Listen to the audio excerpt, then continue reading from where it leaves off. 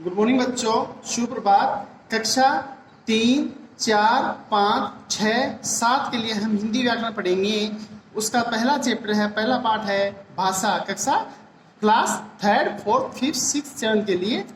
तो भाषा जिस साधन के द्वारा हम अपने मन के विचारों का आदान प्रदान बोलकर या लिखकर करते हैं उसे हम क्या कहते हैं? भाषा कहते हैं।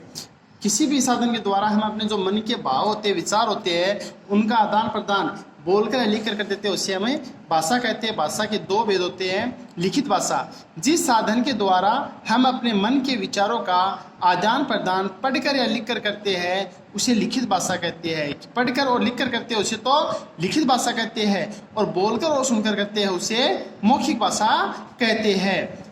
अगला पाठ अपना संज्ञा। किसी प्राणी, वस्तु, स्थान, दशा या भाव के नाम को संज्ञा कहते हैं। किसी भी प्राणी का नाम आ जाओ, चाहे वस्तु का नाम आ जाओ, चाहे स्थान का नाम आ जाओ, प्राणी का नाम, किसी भी व्यक्ति का नाम आ जाए, चाहे स्थान का नाम जयपुर, दिल्ली, आगरा, कहीं का भी नाम आ जाए, कि कोई भी भाव आ जाए तो उसे हम क्या कहते हैं? संज्ञा कहते हैं। संज्ञा के बेटा 3 भेद होते हैं: व्यक्तिवाचक संज्ञा, जातिवाचक संज्ञा, भाववाचक संज्ञा। व्यक्तिवाचक संज्ञा जिस शब्द से किसी विशेष व्यक्ति, स्थान या वस्तु का बोध होता है उसे व्यक्तिवाचक संज्ञा कहते हैं। जैसे इसमें राकेश का नाम आ गया, राधा का नाम आ गया, स्थान जयपुर का नाम आ गया, उसे व्यक्तिवाचक संज्ञा कहते हैं। जातिवाचक संज्ञा जिस शब्द से किसी जाति के सभी प्राणियों का बोध होता है उसे जाति, कोई भी जाति है उसके सभी प्राणियों का बोध होता है उसे जातिवाचक संज्ञा कहते हैं। जैसे लड़का, पर्वत, नदी, पशु आदि। भाववाचक संज्ञा जिस शब्द से किसी प्राणी या पदार्थ के भाव, गुण या स्वभाव का बोध होता है। किसी भी प्राणी या पदार्थ के भाव का, गुण का या स्वभाव का जो बोध होता है उसे भाववाचक संज्ञा कहते हैं। जैसे वीरता का भाव है, बचपन है, खुशी है, क्रोध है, प्रेम है आदि के जो भाव आते हैं उसे भाववाचक संज्ञा कहते हैं। इनके नामों से पता चलता है कि व्यक्तिवाचक में व्यक्ति का नाम वगैरह आ जाता है, और भाववाचक में भाव आ जाते हैं, और गुणवाचक में गुण या दोष आ जाते हैं। और बाद में अपना अगला पाठ है सर्वनाम। संज्ञा के स्थान पर प्रयोग किए जाने वाले शब्दों को सर्वनाम कहते हैं। सर्वनाम के 6 भेद होते हैं: पुरुषवाचक सर्वनाम, निजवाचक सर्वनाम, निश्चयवाचक सर्वनाम, अनिश्चयवाचक सर्वनाम, संबंधवाचक सर्वनाम, प्रश्नवाचक सर्वनाम। अब इनके क्या है कि जो नाम है, पहले अपने को नाम, जो पहला जो भेद है उसका नाम समझेंगे अपन। पुरुषवाचक सर्वनाम, इसमें पुरुष नाम आया तो पुरुषों के जो नाम आएंगे या व्यक्ति के जो नाम आएंगे उसमें पुरुषवाचक सर्वनाम हो जाएगा। जिन सर्वनाम शब्दों से किसी व्यक्ति का बोध होता है, कोई भी सर्वनाम शब्द है उससे किसी व्यक्ति का बोध होता है उन्हें पुरुषवाचक सर्वनाम कहते हैं। पुरुषवाचक सर्वनाम के बेटा 3 भेद होते हैं। पहला है उत्तम पुरुष, मध्यम पुरुष, अन्य पुरुष। जिस प्रकार से फर्स्ट पर्सन, सेकंड पर्सन और थर्ड पर्सन इंग्लिश में होते हैं, अंग्रेजी में होते हैं, तो फर्स्ट पर्सन को अपन यहाँ पर उत्तम पुरुष का रूप दे देते हैं। उत्तम पुरुष होता है जिस सर्वनाम शब्द का प्रयोग बोलने वाला अपने स्वयं के लिए करता है उसे हम उत्तम पुरुष सर्वनाम कहते हैं। जैसे मैं, मुझे, मेरा, हमारा आदि। और मध्यम पुरुष, मध्यम पुरुष को इंग्लिश में क्या बोलते हैं? Second person. बोलने वाला व्यक्ति सुनने वाले व्यक्ति के लिए जिस सर्वनाम शब्द का प्रयोग करता है उसे मध्यम पुरुष सर्वनाम कहते हैं। जैसे तू, तुम, तुम्हारा, आपका आदि। अन्य पुरुष वे सर्वनाम शब्द जो बोलने वाले तथा सुनने वाले के अतिरिक्त अन्य कोई तीसरा व्यक्ति है उसके लिए जो आते हैं उसे अन्य पुरुष सर्वनाम कहते हैं। वह है, वह में क्या, उन दोनों में नहीं है तो वह, वे, ये कोई तीसरे है तो उनको क्या कहेंगे? हमें अन्य पुरुष कहेंगे। आगे है निजवाचक सर्वनाम। अब निज है, निज से पता चल रहा है कि अपना कोई निजी है, स्वयं का है, इससे पता चल रहा है। तो उसी के अनुसार अपनी परिभाषा है: जिन सर्वनाम शब्दों का प्रयोग वाक्य में कर्ता द्वारा अपने लिए, अपने स्वयं के लिए किया जाता है उन्हें क्या कहते हैं? निजवाचक सर्वनाम। खुद के लिए जो किया जाता है उसे निजवाचक सर्वनाम कहते हैं। मैं स्वयं दुकान पर बैठता हूँ, मैं स्वयं दुकान पर बैठता हूँ, मैं स्वयं वो काम करता हूँ, उसमें क्या आ गया? निजवाचक सर्वनाम आ गया। निश्चयवाचक सर्वनाम, तो ये भेद का नाम है, तीसरे भेद का नाम है निश्चयवाचक सर्वनाम। तो निश्चय से ये पता चल रहा है कि कोई चीज निश्चित है। तो इसकी परिभाषा क्या है? जो सर्वनाम शब्द किसी निश्चित व्यक्ति या वस्तु का बोध कराते हैं, कोई भी सर्वनाम शब्द है वो किसी निश्चित व्यक्ति या वस्तु का जो बोध कराता है उन्हें क्या कहते हैं? निश्चयवाचक सर्वनाम कहते हैं। जैसे ये पता है, ये निश्चित है कि वह मेरा घर है, वह मेरा भाई है, वह राकेश का पिता है, ये पता है हमें निश्चित चीज का। और बाद में है अनिश्चयवाचक सर्वनाम। जिन सर्वनाम शब्दों से किसी निश्चित व्यक्ति या वस्तु का बोध नहीं होता, कोई भी निश्चित व्यक्ति या वस्तु का बोध नहीं होता है, हमें पूरा निश्चित नहीं है तो उन्हें अनिश्चयवाचक सर्वनाम कहते हैं। पानी में कुछ पड़ा है, अब पानी में कुछ पड़ा तो है लेकिन पड़ा क्या है ये हमें निश्चित नहीं है। पांचवा है संबंधवाचक सर्वनाम, जिन सर्वनाम शब्दों का किन्हीं अन्य संज्ञा या सर्वनाम शब्दों से संबंध ज्ञात होता है। जिन संज्ञा सर्वनामों का किन्हीं एक दूसरे या अन्य संज्ञा सर्वनाम शब्द से कोई संबंध होता है अथवा जो दो वाक्यों को जोड़ता है, जो दो वाक्य है उनको एक साथ जोड़ता है, उनमें संबंध बैठाता है, उसे हम संबंधवाचक सर्वनाम कहते हैं। जो कठिन परिश्रम करता है वह सफल होता है, कि जो कठिन परिश्रम करता है, जो कठिन परिश्रम करेगा वही सफल होगा।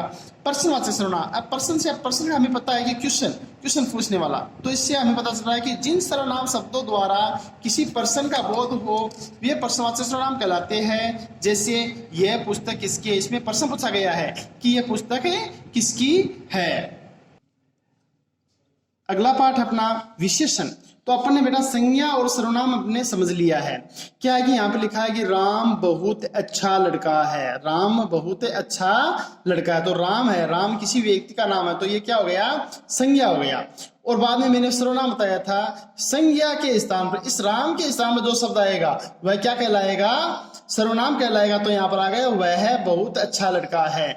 और इसके बाद में अपन विशेषण पढ़ रहे, तो विशेषण का क्या होगा, संज्ञा या सर्वनाम की विशेषता बताने वाले शब्दों को, ये राम मान लो चाहे यहाँ पर वह मान लो, ये संज्ञा हो गया, सर्वनाम हो गया, इसकी विशेषता बता रहा है कि बहुत अच्छा लड़का है, वह बहुत अच्छा लड़का है, तो इसकी ये विशेषता बता रहा है। तो संज्ञा सर्वनाम की विशेषता बताने वाले शब्दों को विशेषण कहते हैं। विशेषण के चार भेद होते हैं, गुणवाचक विशेषण, संख्यावाचक विशेषण, परिमाणवाचक विशेषण, संकेतवाचक विशेषण। गुणवाचक विशेषण, जो शब्द संज्ञा या सर्वनाम के गुण दोष बताते हैं वे गुणवाचक विशेषण कहलाते हैं। जैसे मोहन अच्छा लड़का है, मोहन कैसा लड़का है, मोहन कैसा लड़का है, अच्छा लड़का है, ये इसकी विशेषता है। उसका भाई मूर्ख है, उसका भाई कैसा है, मूर्ख है, तो ये उसकी विशेषता है।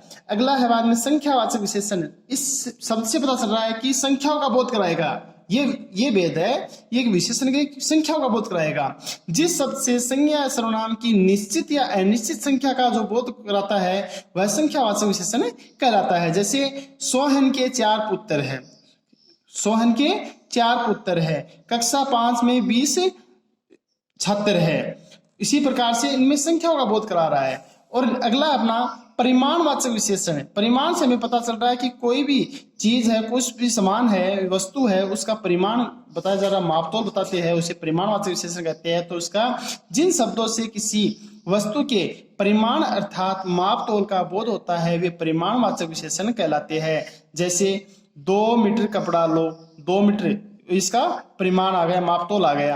राकेश 3 लीटर दूध लाया, राकेश 3 लीटर दूध लाया। वह 5 केजी 5 किलो चीनी लाया, तो इसमें परिमाण आ गया कि कितना हुआ। फिर है संकेतवाचक विशेषण, जो शब्द संज्ञा सर्वनाम की ओर संकेत करते हैं वे क्या कहलाते हैं, संकेतवाचक विशेषण कहलाते हैं। जैसे वह लड़का, उसकी ओर संकेत किया जा रहा है कि वह लड़का क्या है, बुद्धिमान है। अपना अगला पाठ है लिंग।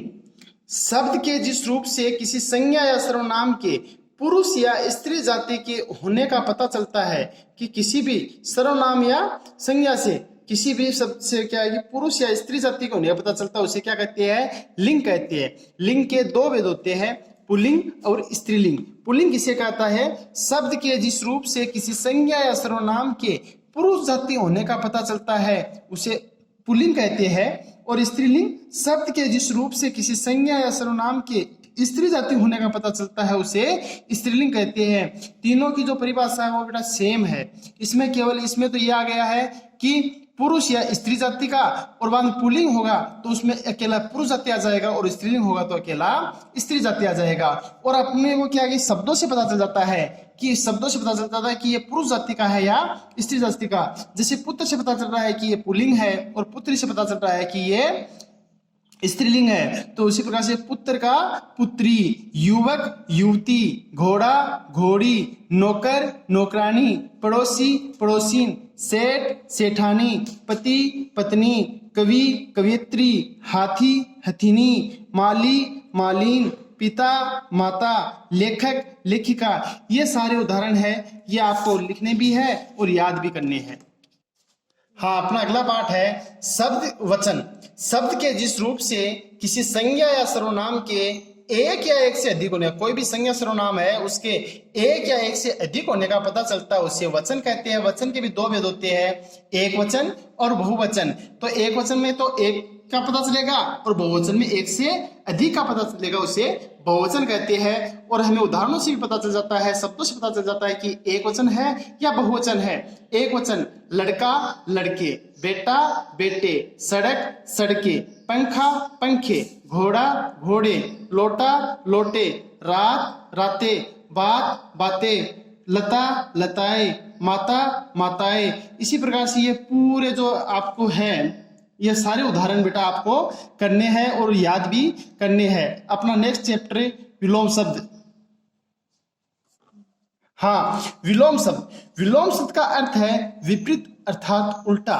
जो शब्द किसी दूसरे शब्द का विपरीत अर्थ बताते हैं या उल्टा अर्थ बताते हैं उसे ही हम क्या कहते हैं, विलोम शब्द कहते हैं। जैसे ठंडा, ठंडा का उल्टा क्या होगा, गर्म होगा। दिन है, दिन का उल्टा क्या होगा, रात होगा। साय है, साय का उल्टा क्या होगा, प्रातः होगा। इसी प्रकार से ये सारे जो विलोम शब्द के जो उदाहरण है वो बेटा आपको करने हैं। अधिक का कम, अनुकूल का प्रतिकूल, अनुज का अग्रज, अभिशाप का आशीर्वाद, अयोग्य का योग्य, असत्य का सत्य। इसी प्रकार से अपने जो बुक के है ये सारे विलोम शब्द करने हैं। मैंने आपको भाषा, संज्ञा, सर्वनाम, विशेषण, वचन, लिंग, विलोम शब्द, इनके जो परिभाषाएं बताई है, इनकी भेदों की जो परिभाषाएं बताई है और इनके जो उदाहरण बताए हैं आपको, वो सारे के सारे बेटा आपको लिखने हैं और याद करने हैं। सुंदर सुंदर हैंडराइटिंग में आपको लिखने हैं। धन्यवाद।